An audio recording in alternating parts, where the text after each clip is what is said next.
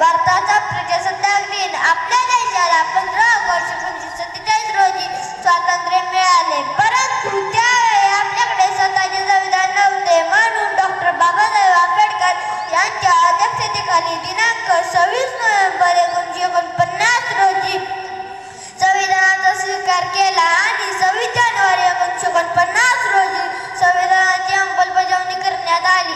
आपले राष्ट्र सार्वभौम प्रजासत्ताक राष्ट्र बनले. त्यामुळे हा रोज प्रजासत्ताक दिन म्हणून संपूर्ण देशात मोठ्या उत्साहात आनंदात साजरा केला जातो. प्रजासत्ताक दिनाला गणराज्य दिन असेही म्हणतात.